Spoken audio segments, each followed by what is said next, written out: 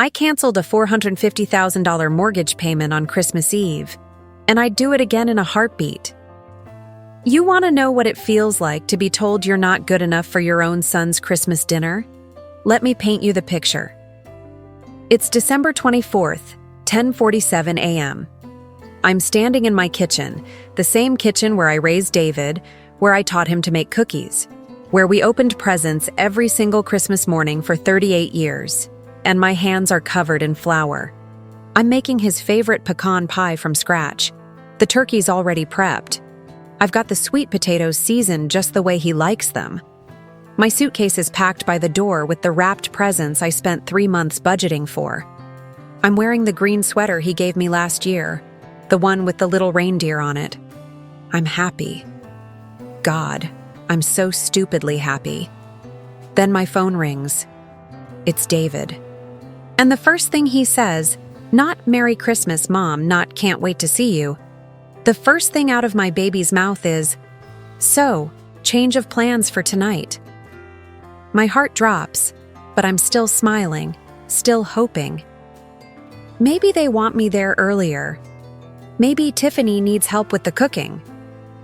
"What's up, honey?" I ask, wiping my hands on my apron. There's this pause.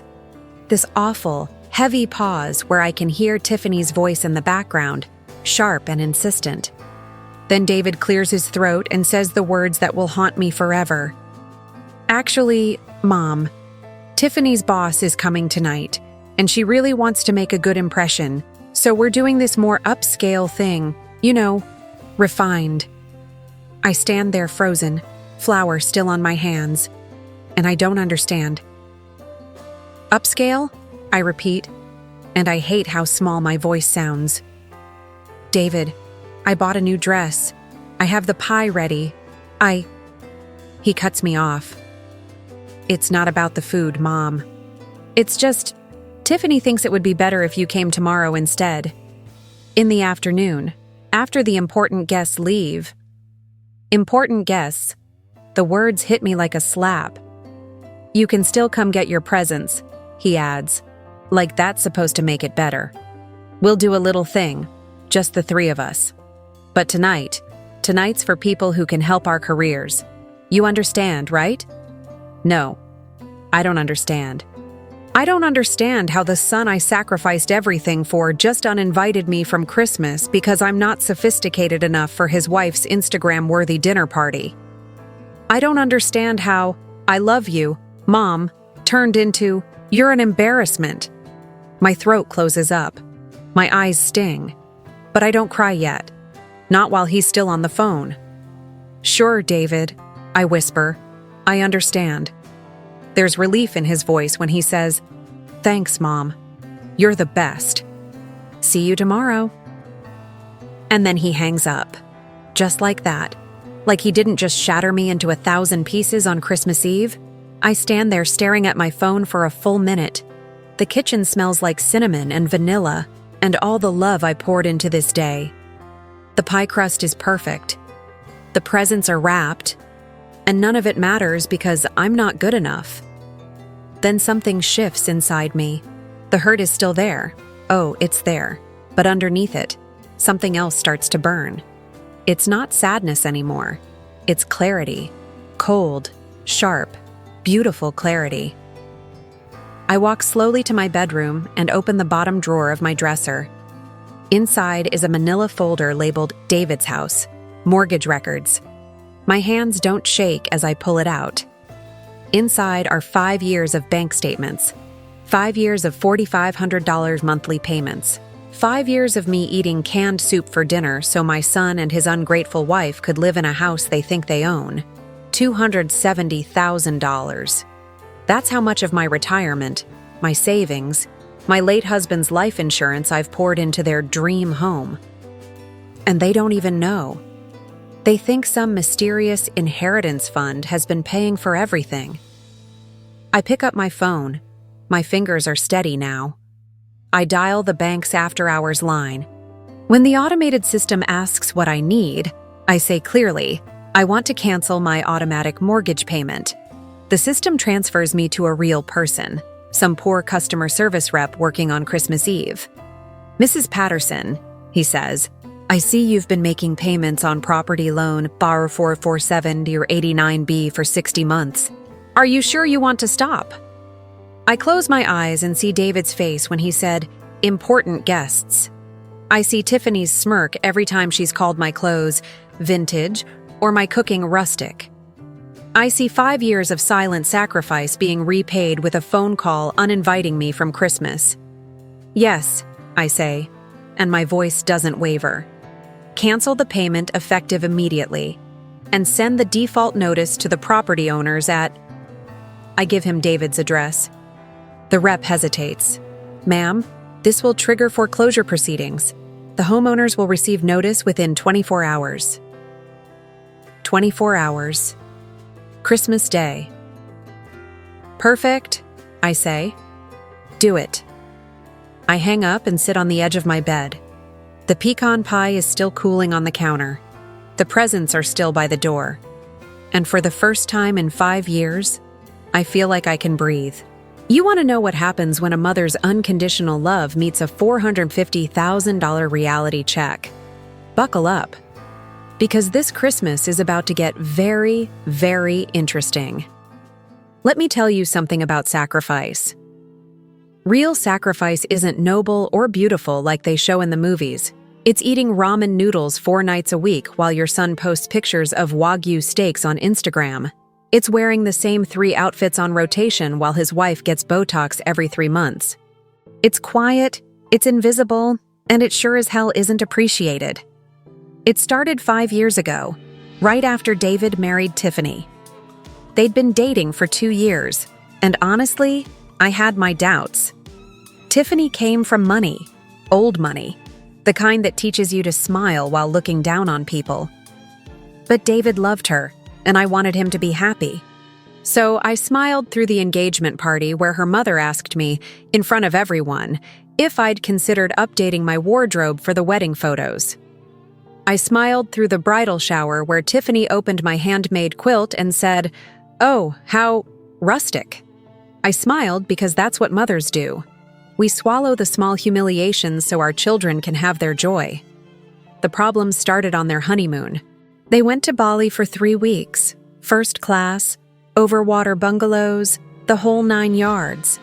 When they got back, David came to visit me alone. He looked exhausted, older somehow. "Mom," he said, sitting at my kitchen table with his head in his hands, "we're in trouble."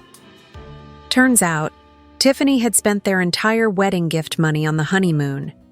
Not just the gifts. She'd maxed out 2 credit cards David didn't even know she had. "And she wants a house," he told me, his voice cracking. "A real house, not an apartment. She says she can't start a family without the right foundation. But Mom, we're drowning in debt. I don't know what to do." I should have told him the truth right then.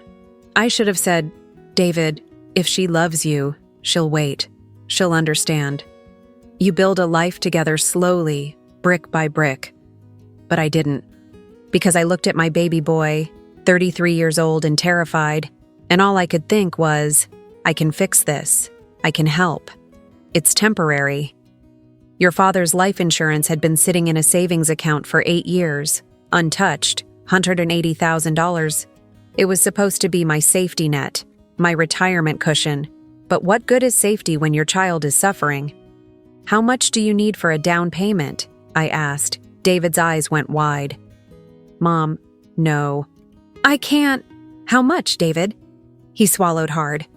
20% of $450,000. That's $90,000. I wrote the check that afternoon. But here's the thing about enabling. It's a slippery slope greased with good intentions. The down payment wasn't enough. 3 months later, Tiffany decided the house needed renovations before they could move in. "The kitchen is outdated. Martha, I can't possibly cook in there." Spoiler alert, Tiffany doesn't cook. She orders DoorDash 6 nights a week. Another $30,000. Then it was furniture. "We can't put our old apartment stuff in a house like this. What would people think?" Another $25,000. Then it was the landscaping, the pool, the smart home system. Every few months, David would call with that same desperate voice. "Mom, I hate asking, but..." And every time, I said yes. Because I'm a mother, and we're hardwired to protect our children from their own mistakes. I didn't tell David about the mortgage payments. He thought the bank had set up some kind of estate fund from his father's insurance that covered it automatically. I let him believe that lie because the truth was too painful. Your wife is spending you into oblivion, and I'm the only thing standing between you and homelessness. I got a part-time job at the library. I stopped buying new clothes. I canceled my cable, my streaming services, my gym membership. I started shopping at discount grocery stores and learned to make a whole chicken last 5 days. My friends would invite me to lunch, and I'd make excuses because I couldn't afford the $15 sandwich. Meanwhile, David and Tiffany were taking weekend trips to Napa, posting photos of $200 wine tastings.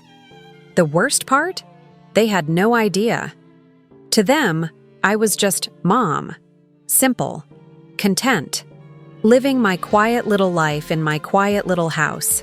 Tiffany would sometimes say, in that syrupy, condescending voice, "It must be so nice to be retired and not worry about keeping up appearances." And I'd smile and nod while doing the math in my head. Her designer purse cost more than my grocery budget for 3 months. David would complain about how tight money was while planning their next vacation. "We barely break even every month. Mom, I don't know where it all goes." I knew. It went into the $4,500 mortgage payment that I made every single month without fail. It went into the lifestyle they thought they'd earned but couldn't actually afford. Last month, 3 weeks before Christmas, I sat down and calculated everything: the down payment, the renovations, the mortgage payments, the emergency loans for Tiffany's car, her credit card bills, their property taxes, $270,000. That's what my son's happiness had cost me. That's what I'd paid to keep his marriage together and his wife happy. And you know what really kills me? It still wasn't enough. Because when Tiffany decided she wanted a sophisticated Christmas without her unsophisticated mother-in-law, David didn't fight for me. He just agreed. 5 years of silent sacrifice, and I couldn't even get a seat at the table. But that was about to change. Because Tiffany wanted to know what sophisticated really cost. She was about to find out. Christmas Eve, 7 p.m. While I'm sitting in my dark kitchen staring at an untouched pecan pie, David and Tiffany's house is lit up like a movie set. I know this because I can see the photos already flooding Instagram. Tiffany's posted 12 times in the last hour. Christmas elegance, holiday, entertaining, dream home goals. Each photo is more obnoxious than the last. I'm torturing myself, scrolling through her feed on my phone. There's the dining room table, the one I helped pay for, set with gold chargers and crystal glasses. There's the 20-foot Christmas tree in the foyer, professionally decorated, probably $3,000 worth of ornaments. There's Tiffany herself in a red silk dress that costs more than my monthly Social Security check, holding a champagne flute and smiling like she's never been happier. The caption reads, "So blessed to host Christmas Eve in our beautiful home that my amazing husband worked so hard to provide. Blessed, hard work pays off, living our best life. My amazing husband worked so hard to provide." I actually laugh out loud. It's either that or throw my phone across the room. But the worst photo, the one that makes my blood boil, is the one she posts at 7:43 p.m. It's David and Tiffany standing in front of their fireplace, arms around each other, looking like a Ralph Lauren ad. The caption, "5 years ago, we bought this house with cash from David's brilliant investments. Tonight, we're celebrating how far we've come. No debt, no stress, just success and love. Financial freedom, smart investing, just power couple." I read it 3 times. Cash, brilliant investments, no debt. The lies are so audacious, so completely shameless that I almost admire the nerve. Almost. What Tiffany doesn't show on Instagram is what's happening inside that house. She doesn't show David standing in the kitchen, his face pale, his hands shaking as he refreshes his banking app for the 15th time. She doesn't show the panic in his eyes as he stares at a notification he received 40 minutes ago. She doesn't show him stepping out onto the back patio, away from the guests, desperately trying to call the bank's customer service line. But I can imagine it. Oh, I can imagine it perfectly. Because at 7:15 p.m., right when Tiffany was pouring champagne for her boss, David got the notification. I know the exact timing because I set it up that way. The bank's automated system sends alerts immediately when a scheduled payment fails. Alert: payment of $4,500 to Wells Fargo mortgage declined. Account ending in 7734. Insufficient funds. Except it's not insufficient funds. The account has plenty of money. The payment was simply canceled. By me. 45 minutes before it was supposed to process. David's probably thinking it's a glitch. Some computer error. Banks don't just stop processing automatic payments that have been going through smoothly for 60 months straight. He's probably trying to convince himself it's nothing, just a technical issue that'll resolve itself after the holiday. But there's this little voice in the back of his head, the one that knows the truth even when we don't want to admit it. The voice that's whispering, "You don't actually know where that money comes from, do you?" Because here's the secret David has never wanted to examine too closely. He's never actually seen the estate fund his father supposedly left. He's never seen statements, never seen proof. I told him it was managed by a financial advisor and automatically paid the mortgage, and he just believed me. Because it was easier than asking questions, easier than admitting his wife was bleeding them dry and his mother was the only thing keeping them afloat. Inside the house, the party is in full swing. Tiffany's boss, a woman named Carol Chen who runs the marketing firm where Tiffany works as a junior account coordinator, fancy title for makes PowerPoints, is admiring the house. "You two have done so well for yourselves," Carol says, sipping her champagne. "At your age, to own a home like this outright, that's impressive financial planning." Tiffany beams. She's been working toward this moment for weeks. Carol is 62, old school, and deeply traditional. She values family, stability, and fiscal responsibility. Landing Carol's approval could mean a promotion for Tiffany, maybe even a VP track. "We believe in living within our means," Tiffany says. "And I swear to God, if I were there, I'd choke on my own rage."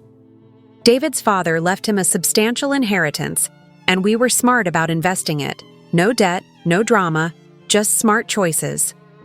David appears in the doorway, and Tiffany's smile falters for just a second. She can read him like a book. They've been married 5 years after all.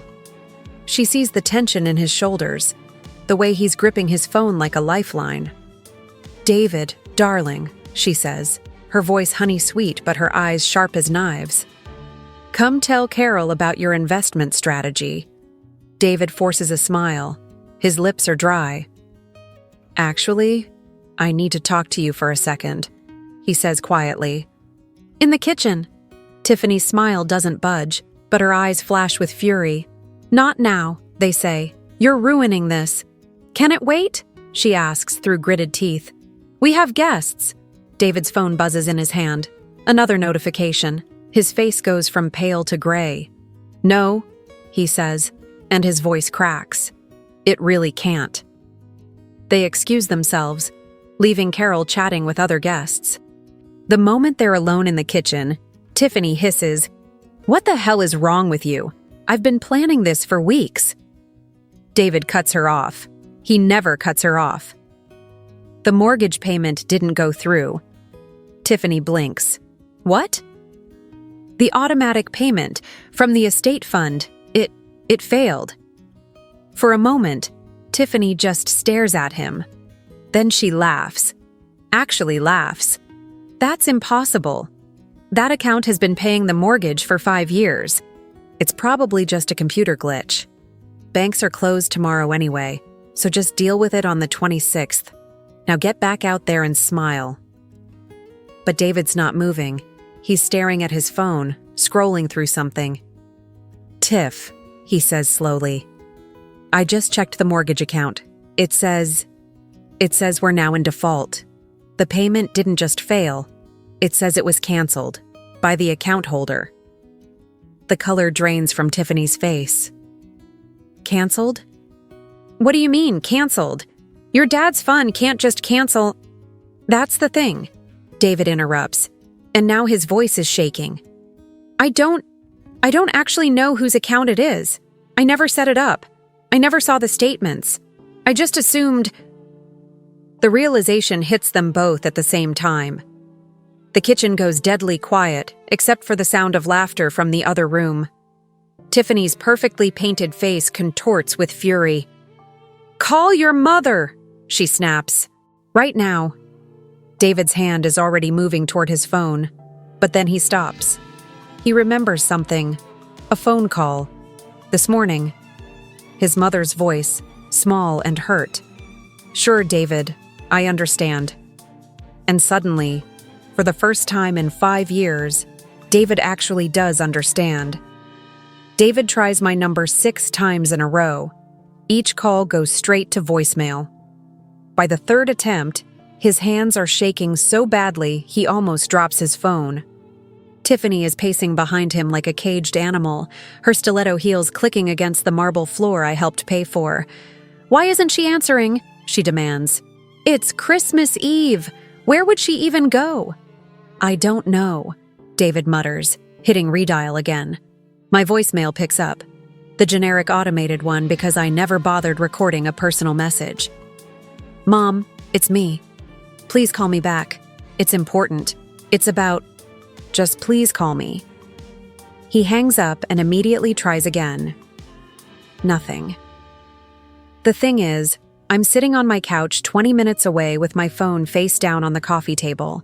I can feel it buzzing, over and over, like an angry wasp trapped under glass. But I don't reach for it. Not yet. Let him sweat. Let him wonder.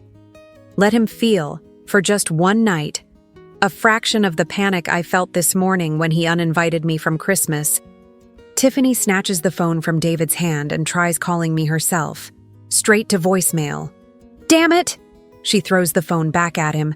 "Try texting her. Tell her we need to talk about the estate fund. Tell her it's urgent." David's fingers hover over the screen. "Tiff, what if there is no estate fund?" The words hang in the air like smoke. Tiffany stops pacing. Her face goes through a whole journey of emotions, confusion, denial, anger, and finally, dawning horror. "What are you talking about? Your father left you money. You told me. I told you what my mom told me," David says quietly. "I never actually saw any paperwork. I never met with any financial advisor. I assumed she was handling it." Tiffany's voice drops to a dangerous whisper. "Are you telling me that for 5 years, we've been living in this house, and you don't actually know who's been paying for it?" David can't meet her eyes. "The mortgage was always paid. I didn't think..." "You didn't think," Tiffany repeats, her voice climbing.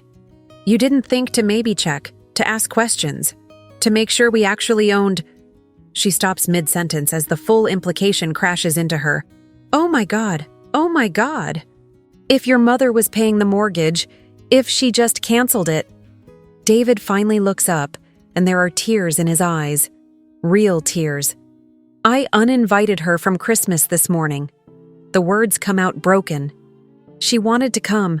She was so excited, and I told her she wasn't sophisticated enough for your party." Tiffany's expression shifts from fury to something closer to panic. Not guilt, never guilt, just pure, primal fear. Because if Martha was paying the mortgage, and Martha just canceled the payment, then every guest in that living room, including Carol Chen, the boss Tiffany's been desperately trying to impress, is standing in a house that's about to be foreclosed on. "Fix this!" Tiffany hisses. "I don't care what you have to do. Grovel. beg, promise her whatever she wants. But you fix this right now before anyone finds out. She storms out of the kitchen, plastering her fake smile back on before she reaches the living room. Sorry about that, everyone. Holiday planning emergencies, you know how it is. Her laugh sounds like breaking glass. David slumps against the counter, phone in hand, and tries to think. What can he do? The bank is closed. Even if it wasn't, he can't just restart a payment that was canceled. Only the account holder can do that. And if that account holder is his mother, he texts me. Mom, please call me. I need to explain. I'm so sorry about this morning. Please. 3 minutes pass. No response. He tries again. Mom, I know I hurt you. I was wrong. Can we please talk? Nothing. His phone buzzes, and for a second his heart leaps, but it's just another automated message from the bank. This one is worse, much worse. Notice: mortgage account 447-89B is now 24 hours past due. Foreclosure proceedings will begin in 30 days unless payment is received in full. Total amount due: 367,450 Sabar Diwars. David reads the number 3 times. $367,000. That's what's left on the mortgage. That's what he'd need to pay, in full, in cash, to stop the foreclosure process. He doesn't have $367 in his checking account, let alone $367,000. Everything they have is wrapped up in credit cards, car payments, and the illusion of wealth. The house isn't an asset, it's a house of cards. And I just pulled out the bottom card. David's phone buzzes again. Another text. But this one isn't from the bank. It's from his mother. Finally. His hands shake as he opens it. It's just 3 words. Enjoy your party. That's it. No explanation, no anger, just those 3 words that somehow hurt worse than any accusation could. David stares at the message, and something inside him cracks. Because he knows his mother. He knows she doesn't do cruel, she doesn't do petty. If she sent this message, it means something broke in her today. Something he broke. He tries calling again, desperation making his voice crack when my voicemail picks up. Mom, please. I know I don't deserve it, but please answer. I need to know. I need to know if you've been paying our mortgage. I need to know if we're about to lose everything. His voice drops to a whisper. I need to know how badly I screwed up. From the living room, there's laughter. Carol Chen's distinctive voice rises above the others. Tiffany, you really must give me your decorator's number. This house is absolutely stunning. David closes his eyes. In less than 24 hours, Carol and everyone else at this party will know the truth. They'll know the house isn't paid off. They'll know it's being foreclosed on. They'll know that David and Tiffany's entire life is a beautiful, expensive lie. And there's not a damn thing he can do to stop it. He slides down to sit on the kitchen floor, back against the cabinets, phone clutched in both hands. He tries one more text. Mom, I'm begging you. Whatever I did, however I hurt you, I'm sorry. Please don't do this. My phone buzzes on my coffee table. I glance at it, see David's name, and turn it face down again. Then I stand up, smooth my dress, and reach for my coat. Because here's what David doesn't understand yet. I'm not doing this to him. I'm doing this for him. Sometimes the only way to save someone from drowning is to stop throwing them life preservers and let them learn to swim.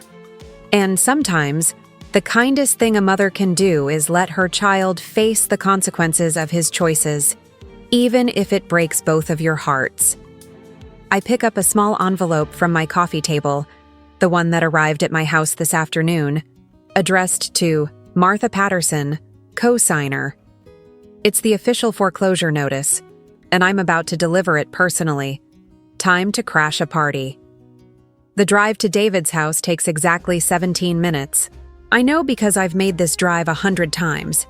Usually with a trunk full of groceries I'd secretly stock in their pantry, or with birthday presents I couldn't afford, or with homemade meals because I knew Tiffany wouldn't cook.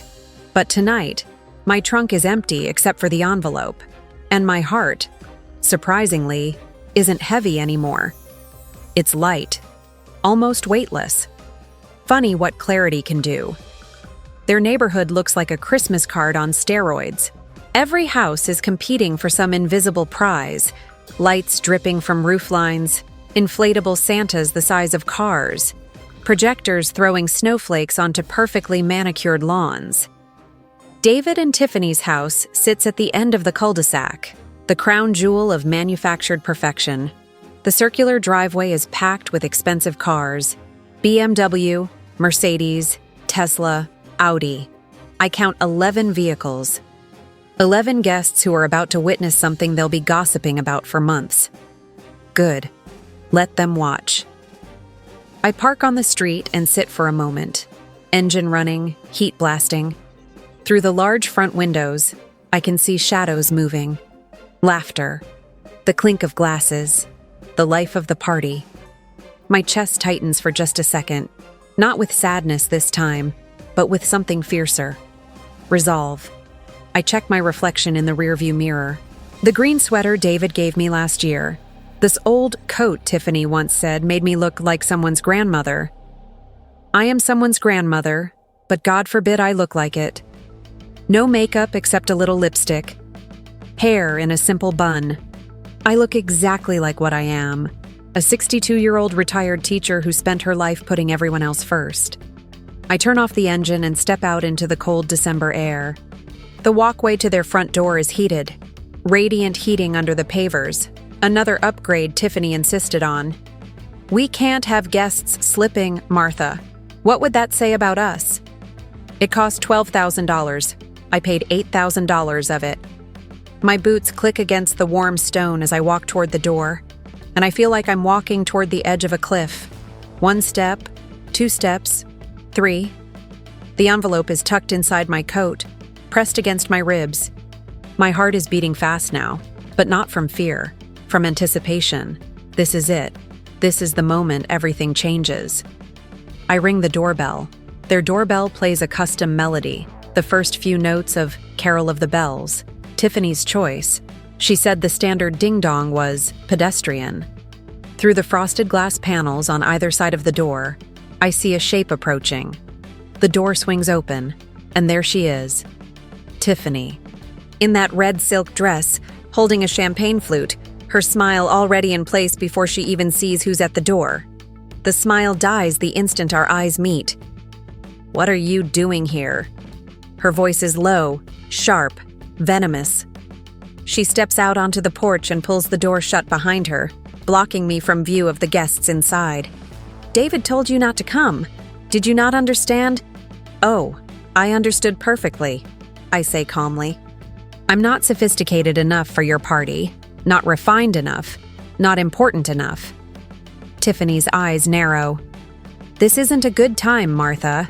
We have guests, actual important guests.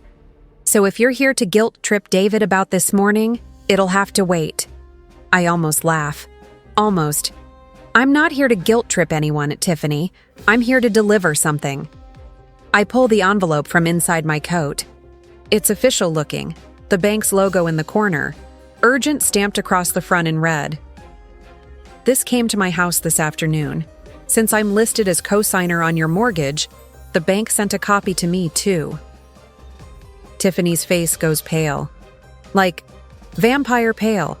Her hand holding the champagne flute starts to tremble. Co-signer? She whispers. You're... what?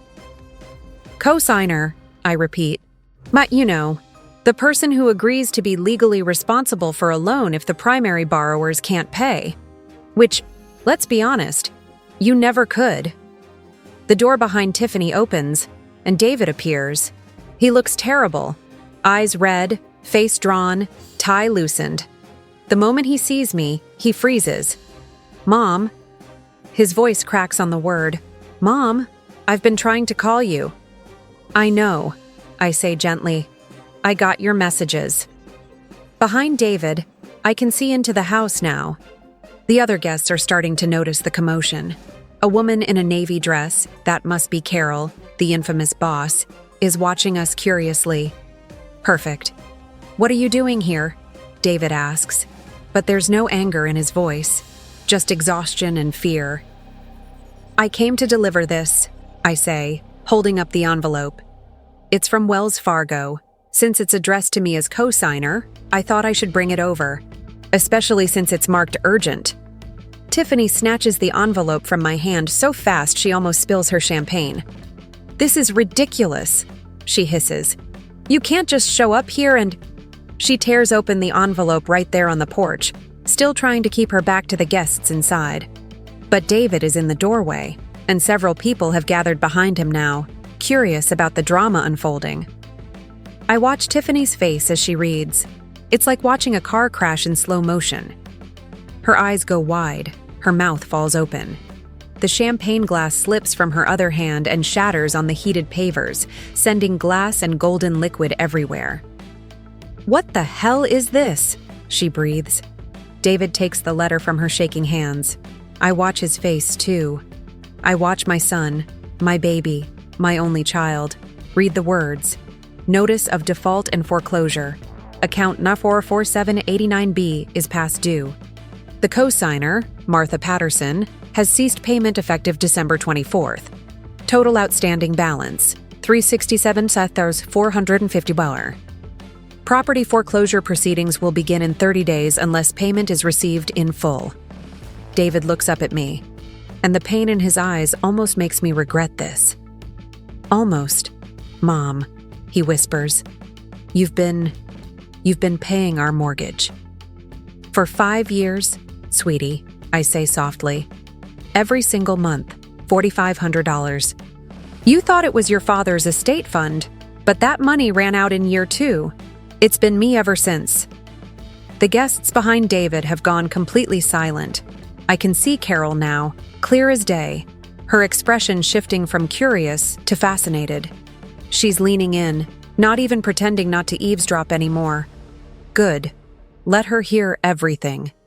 Tiffany finally finds her voice, and it comes out as a screech. You lying bitch? You let us think. You made us believe. I protected you from reality. I correct her, my voice still calm. But since I'm apparently not refined enough to join you for Christmas dinner, I figured my money probably isn't refined enough either. The words land like bombs. David's face crumples. Tiffany's mouth opens and closes like a fish. And behind them, Carol Chen raises her eyebrows so high they nearly disappear into her hairline. You uninvited your mother from Christmas. Carol's voice cuts through the stunned silence like a knife. Because she wasn't sophisticated enough. She's not even trying to be polite now. She's staring at Tiffany with barely concealed disgust. Tiffany spins around, her fake smile back in place, but it's cracking at the edges. Carol, this is a family misunderstanding. This is me understanding perfectly, I interrupt. I raise my voice now. Just enough so everyone inside can hear clearly. I've paid $270,000 toward this house over 5 years. But apparently, that kind of money isn't good enough when it comes attached to someone who wears old coats and makes rustic food. I look directly at David, and my voice softens. I would have kept paying forever, baby. You know I would have. But you can't buy your way into someone's life when they don't want you there. David is crying now. Actually crying, tears streaming down his face. Mom, I didn't know. I swear to God, I didn't know. You didn't want to know, I say gently. And that's okay. Sometimes we need to hit bottom before we can climb back up. I look at Tiffany one last time. She's standing there in her expensive dress, surrounded by broken glass, with her entire facade crumbling around her. Merry Christmas, Tiffany. I hope your party is everything you wanted it to be. Then I turn and walk away. My boots click against the heated pavers. Click, click, click, steady and sure. Behind me, I hear Tiffany's voice rising in panic, trying to explain to Carol. I hear David calling my name, his voice breaking. I hear the murmur of shocked guests. But I don't turn around. I get in my car, start the engine, and drive away from that beautiful, expensive house that I bought but was never welcome in. And you know what?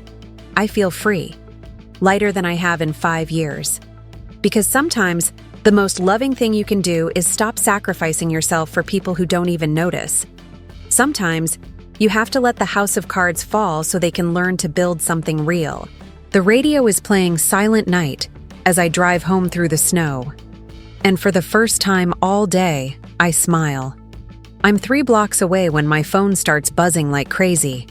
David, Tiffany, David again. A text from a number I don't recognize. Probably one of the guests who somehow got my contact. I silence it all and keep driving. They can wait. They've made me wait my whole life. Wait for appreciation. Wait for respect. Wait for the basic decency of being included in my own son's Christmas. They can wait 20 minutes while I drive home. But oh, what I wouldn't give to be a fly on that wall right now. Because here's what I know about people like Tiffany. They can't handle exposure. Their entire existence is built on the facade, the image, the carefully curated Instagram post. And I just ripped that facade down in front of the one person whose opinion she values most. Carol Chen didn't get to where she is by being stupid. She's a shrewd businesswoman who built her marketing firm from the ground up, and she values authenticity above everything else. I know this because Tiffany's complained about it 1,000 times. Carol is so old-fashioned. She actually thinks family values matter in business. It's so outdated. What's happening right now, based on the 17 frantic texts lighting up my silenced phone, is a complete meltdown. Tiffany is trying to spin the story. I can picture it perfectly. She's probably saying I'm senile, or bitter, or that there's been some misunderstanding about the mortgage. But here's the problem. That foreclosure notice is real. Official bank letterhead, legal terminology. Carol isn't an idiot.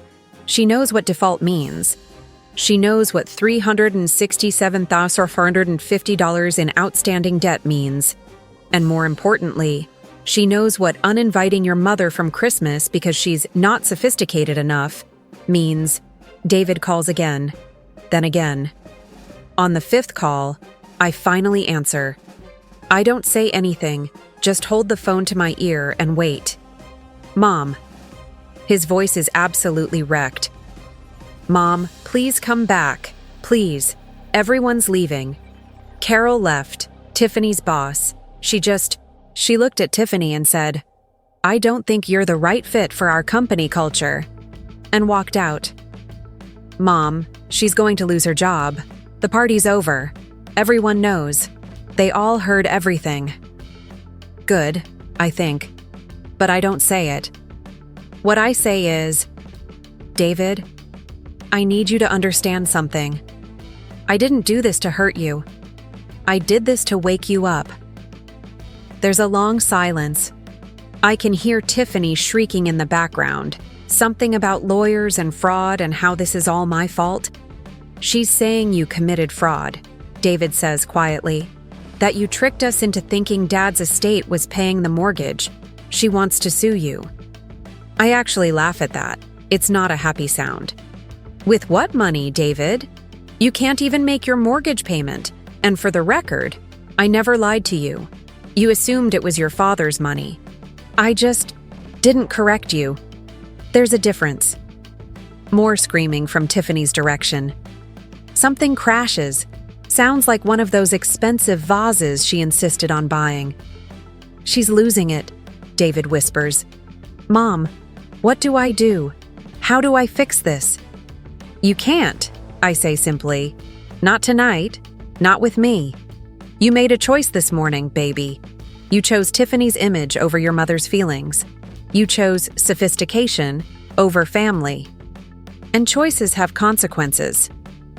My voice softens because despite everything, he's still my son. But David, here's what you need to understand. This isn't punishment. This is me stopping the bleeding. I've been enabling you both for 5 years. I've been letting you live a life you can't afford, with a woman who values appearances over everything else. And it was killing all 3 of us. So what now? David asks. and he sounds 12 years old again. Lost, scared, wanting his mom to fix everything like I always have. Now you figure out what your life actually costs, I tell him. You sit down with Tiffany and you look at your real income versus your real expenses. You sell the house you can't afford. You downsize. You live within your means. You grow up. The silence on the other end is deafening. And Mom? I add, my voice barely above a whisper. You decide if the woman who made you uninvite your mother from Christmas is really the woman you want to build a life with. I hang up before he can respond. My hands are shaking now, not from fear or regret, but from the sheer adrenaline of finally standing up for myself after 5 years of being invisible. I pull into my driveway and sit in the dark car for a moment. My little house looks so small compared to David's mansion. One story, paid off, simple. But it's mine, and nobody can take it away from me because I was too busy keeping up appearances. I think about that pecan pie sitting on my kitchen counter, the one I made for a Christmas dinner I'll never attend. And I realize something. I don't need to be at their table to have Christmas. I can have my own Christmas. A simple, quiet, honest Christmas where nobody pretends and nobody lies and nobody gets uninvited. That sounds pretty damn good to me. What I don't see, but what David tells me about 3 days later, is the complete implosion that happens after I drive away.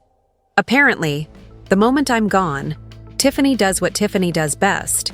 She tries to control the narrative. She marches back into that living room with her head held high, that fake smile plastered on, and announces to the remaining guests, well, that was awkward. David's mother has some boundary issues. We're actually looking into getting her evaluated. Early dementia, you know. Carol Chen, who's putting on her coat by the door, stops and turns around slowly. Dementia, she repeats, her voice ice cold. Is that what we're calling it when a mother pays her son's mortgage for 5 years and then gets uninvited from Christmas because she's not sophisticated enough? The room goes dead silent. Tiffany's smile falters.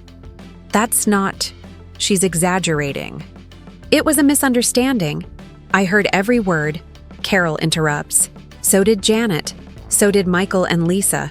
So did everyone standing in this doorway. She gestures to the cluster of guests who are all suddenly very interested in their shoes. Tiffany's face flushes red. Carol, please, let me explain. Explain what? Carol's voice could cut glass now. Explain how you lied about owning this house, how you built your entire image on money that wasn't yours. Or explain how you convinced your husband to exclude his own mother from Christmas. She shakes her head slowly. You know what, Tiffany? I've watched you for 2 years. I've seen how you treat the junior staff, how you talk about clients behind their backs, how you brag about living your best life while taking credit for other people's work. I overlooked it because you were good at your job. But this... She gestures around the beautiful house. This is who you really are, and I don't want that representing my company. The words hang in the air like an executioner's blade. Tiffany's face goes from red to white. You can't... Carol, you can't fire me on Christmas Eve over a family dispute. I'm not firing you, Carol says calmly. I'm accepting your resignation, effective immediately. You'll have it on my desk by the 26th. Or I'll make sure every marketing firm in this city knows exactly why you're no longer with us. Your choice. She buttons her coat, nods politely to David, who's standing frozen in the corner like a statue, and walks out into the snow. The remaining guests follow like rats abandoning a sinking ship. Janet mumbles something about an early morning. Michael and Lisa suddenly remember they have another party to get to. Within 10 minutes, the house is empty except for David and Tiffany and the wreckage of their perfect Christmas Eve. The dining room table is still set with its gold chargers and crystal glasses. The champagne is still chilling in ice buckets. The catered food, $3,000 worth of hors d'oeuvres from the city's trendiest restaurant, sits untouched on silver platters. It's like a party frozen in time, abandoned mid-celebration. Tiffany stands in the middle of her showcase living room and screams. Just screams. A long, primal sound of pure rage. Then she starts grabbing things. A crystal bowl from the coffee table. $800. I remember her bragging about it. Goes flying across the room and shatters against the wall. A decorative pillow follows it. She's crying now, mascara streaming down her face, her perfect makeup destroyed. "This is your fault," she shrieks at David. "Your psychotic mother just ruined my life, my career, everything." David, to his credit, doesn't move. He just stands there watching his wife have a complete breakdown, and something shifts in his expression. It's like he's seeing her clearly for the first time. "She's not psychotic," he says quietly. "She's hurt." "Hurt?" Tiffany whirls on him. "She just cost me my job, David. She humiliated me in front of my boss. She destroyed everything we've built." "We didn't build anything," David says, and his voice is so flat, so defeated. "My mother built this. All of it. The house, the lifestyle, everything. We've been living in a fantasy she was paying for." Tiffany's face contorts with rage. "Then make her keep paying. Call her. Apologize. Grovel. I don't care what you have to do, but you fix this." And that's when David finally finds his spine. "I know." It's just one word, but it stops Tiffany cold. "What did you say?" "I said no," David repeats. "I'm not calling her again tonight. I'm not asking her to save us one more time. Tiff, we need to face reality. We can't afford this house. We never could. We've been drowning in debt and pretending everything was fine because my mother was secretly keeping us afloat. And I uninvited her from Christmas. I told my own mother she wasn't good enough to sit at the table she paid for." The weight of it crashes into him all at once, and David sinks onto the couch, the $8,000 Italian leather couch, and puts his head in his hands. "What have I done?" he whispers. Tiffany stares at him like he's grown a second head. "What have you done? What have you done? You married me. You promised me this life. You said we'd have everything, and now you're just going to give up." Her voice is shrill, desperate. "Call your mother, now." David looks up at her with red, swollen eyes, and for the first time in 5 years of marriage, he sees her, really sees her. Not the beautiful woman he fell in love with, but the person underneath. Someone who values things over people, image over substance, money over family. Someone who just lost her job not because of what my mother did, but because of who Tiffany really is. "Pack a bag," he tells her quietly. "What?" "Pack a bag and go stay at your parents' house. I need to think. I need space. And I need to figure out how to fix the mess I've made." Tiffany's mouth falls open. "You're kicking me out? On Christmas Eve?" David doesn't answer. He just stands up and walks to the bedroom, leaving his wife standing alone in their expensive, empty house. And that's when Tiffany finally understands the party isn't just over for tonight, it's over forever. Christmas morning arrives cold and gray. I wake up at 6 a.m. like I always do, and for a few peaceful seconds, I forget everything that happened yesterday. Then it all comes rushing back, the phone call, the party, the foreclosure notice, walking away from my son's house, and I expect to feel regret, guilt, something.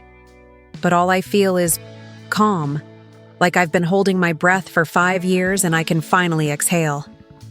I make coffee and sit at my kitchen table, the same one David did his homework at as a kid. The pecan pie is still sitting on the counter, untouched. I should probably throw it out, but I can't bring myself to do it yet. It feels like giving up on something, though I'm not sure what. My phone is face up on the table, and it's been mercifully quiet since around midnight. No calls, no texts. Maybe David finally got the message, or maybe he's just sleeping off the worst Christmas Eve of his life. Either way, The silence is kind of nice. At 9:47 a.m., there's a knock on my door. Soft. Hesitant. Not the aggressive pounding I'd expect from Tiffany. I look through the peephole and see David standing on my porch alone, hands shoved in his coat pockets, shoulders hunched against the cold. He looks terrible, like he hasn't slept, like he's been crying, like the weight of the world is crushing him. My heart does that thing mothers' hearts do. It breaks and wants to fix everything all at once. But I don't open the door yet. I just watch him through the peephole for a moment, this man who used to be my little boy. He knocks again. "Mom." His voice is muffled through the door. "Mom, I know you're home. Your car's in the driveway. Please, I need to talk to you." I take a deep breath, count to 5, and open the door. The cold air rushes in, and so does the smell of snow. David looks up at me, and the expression on his face guts me. He's not here to argue or defend Tiffany. He's not here to ask me to fix everything. He's here because he's broken, and he doesn't know who else to turn to. "Can I come in?" he asks quietly. I step aside without a word, and he walks past me into the small living room. He stands there awkwardly for a moment, like he's forgotten how to exist in this space that used to be his home. I close the door and lean against it, arms crossed, waiting. "Tiffany's gone," he finally says. "I asked her to leave last night. She's at her parents' house. I think she's going to ask for a divorce." He looks at me, searching for something. Permission, maybe, or absolution. "Good," I say simply. David's laugh is bitter and broken. "Good. Mom, my marriage is falling apart. I'm about to lose my house. Tiffany lost her job because of what happened last night. How is any of this good?" "Because it's real," I tell him, moving to sit on the couch. After a moment, he sits too, but not close.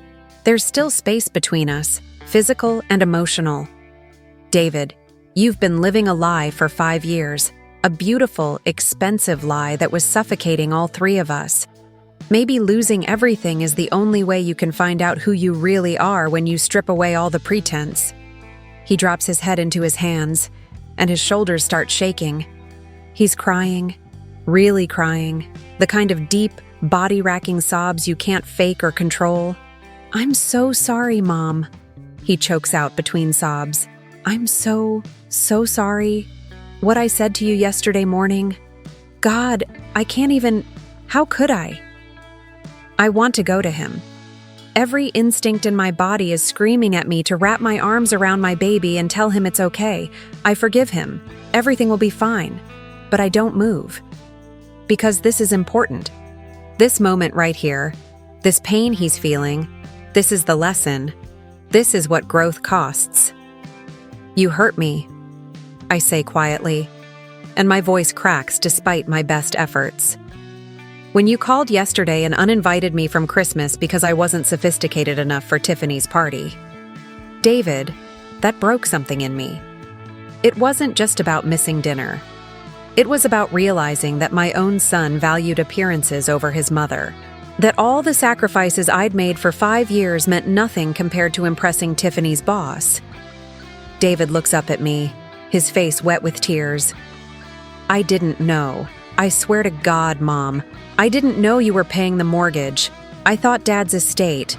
You didn't want to know," I interrupt gently. And that's the real problem, isn't it? You never asked questions because the answers might have been uncomfortable. You never wondered how you could afford a $450,000 house on your salary, because it was easier to just accept the good fortune and not look too closely. I lean forward, forcing him to hold my gaze. "David, I don't blame you for not knowing. I blame you for not caring enough to find out. I blame you for choosing Tiffany's version of success over anything real. And I blame you for thinking that your mother, the woman who raised you, who loved you unconditionally, wasn't important enough to include in Christmas." The words hang heavy between us. David nods slowly, accepting them, not defending himself. "You're right," he whispers, "about all of it. I got so caught up in trying to keep Tiffany happy, trying to maintain this image of success, that I lost sight of what actually matters. And I'm not even sure I love her anymore, Mom. I'm not sure I ever really did, or if I just loved the idea of who we were supposed to be. He looks around my small, simple living room, so different from his showcase house. How do I fix this? How do I fix me? I reach over and take his hand. It's the first physical contact we've had, and he grips my fingers like a drowning man clutching a life preserver. You start by being honest, I tell him, with yourself first. You can't afford that house, David. You never could, so you sell it. You downsize.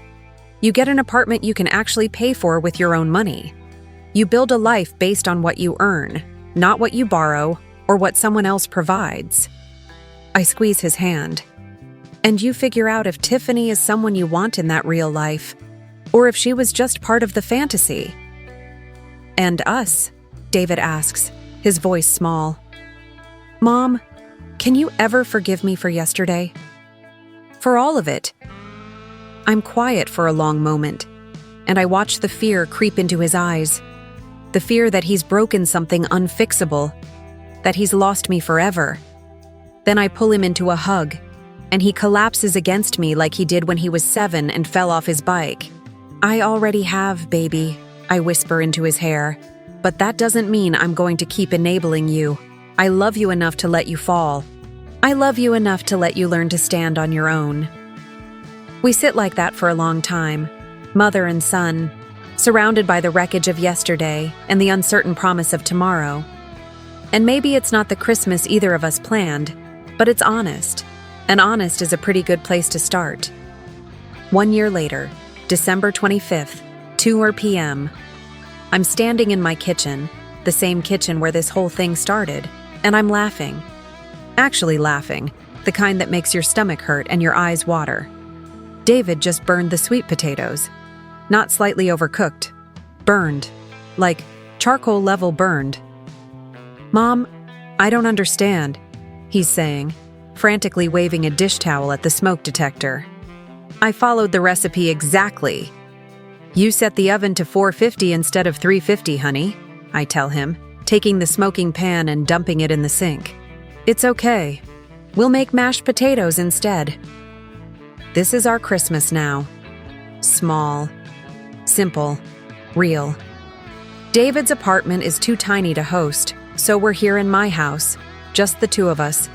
No fancy table settings, no Instagram-worthy decorations, just my old mismatched dishes and a slightly lopsided tree we decorated together last week with ornaments from David's childhood.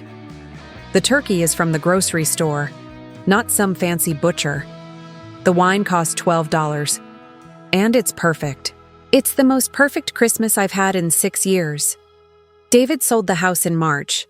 Had to. The foreclosure proceedings were already underway. And even if he'd wanted to keep it, he couldn't afford it without my help. He lost about $40,000 in the whole deal after paying off what he could and covering the fees. But honestly, I think losing that house saved his life. He moved into a 2-bedroom apartment in a normal neighborhood. No heated walkways, no radiant floors. Just a regular place where regular people live. And you know what? He seems lighter, happier. More like the kid I raised before Tiffany convinced him he needed to be someone else. The divorce was finalized in July. Tiffany fought for everything, tried to claim she deserved half of the house's value, half of David's retirement account, alimony. Her lawyer was vicious. But David's lawyer was better, and the truth came out. Tiffany had been hiding credit card debt, had forged David's signature on loans, had been systematically bleeding them dry for years. In the end, she walked away with nothing except her designer wardrobe and a reputation so damaged she had to move to another state to find work. David heard through mutual friends that she's engaged again, to a hedge fund manager. Some people never learn. Mom. David's voice pulls me back to the present. He's standing at the sink, scrubbing the burned pan, and his expression is serious. I need to tell you something. My heart does a little skip. That mother's instinct that always assumes the worst. "What's wrong?" "Nothing's wrong," he says quickly. I've been saving money every month since I moved into the apartment. And I wanted..." He dries his hands on the towel and reaches into his pocket. He pulls out an envelope and hands it to me. I open it with shaking hands. Inside is a check, made out to me, for $25,000. "David," I breathe. "It's not nearly enough," he says quickly. "I know I owe you $270,000, and at this rate it'll take me years to pay you back. But I wanted you to have this for Christmas. And I want you to know that every month I'm putting money aside. Not because I have to, but because you deserve it. You deserve everything, Mom." Tears are streaming down my face now, but they're good tears, happy tears. "I don't need you to pay me back," I tell him. "That money was a gift." "No," he interrupts gently but firmly. "It wasn't a gift, it was a sacrifice. You sacrificed your retirement, your security, your comfort for me, and I didn't even appreciate it. I didn't even see it." He takes my hands in his. "Mom, letting that house go was the best thing that ever happened to me. I have real friends now, not people who care about my address or my car. I'm dating someone. Her name's Rachel. She's a teacher like you were, and she thinks my apartment is cozy. She made fun of me for burning the sweet potatoes. She's real, Mom. Everything in my life now is real, and I owe that to you. To you having the courage to let me fall." I pull him into a hug, and we stand there in my little kitchen, holding each other while the smoke detector finally stops beeping. "I'm proud of you, baby," I whisper. "Not because of the check, because of who you've become." We pull apart, both wiping our eyes and laughing at ourselves. "Now," I say, clapping my hands together, "let's salvage this Christmas dinner before we burn down my kitchen too." David grins, that real, genuine smile I haven't seen in years, and we get back to work. And as we cook together, laughing and talking and just being together, I realize something. This simple, imperfect Christmas in my small house is worth more than 1,000 fancy parties in mansions I can't afford. Because this is real. This is love. This is what family is supposed to be. It's late now, almost 9 p.m., and David left an hour ago to drive back to his apartment. Before he went, he hugged me at the door for a long time and said, "Thank you for canceling that payment, Mom. I mean it. You saved my life." And you know what? He's right. Sometimes the most loving thing you can do is stop saving people from themselves.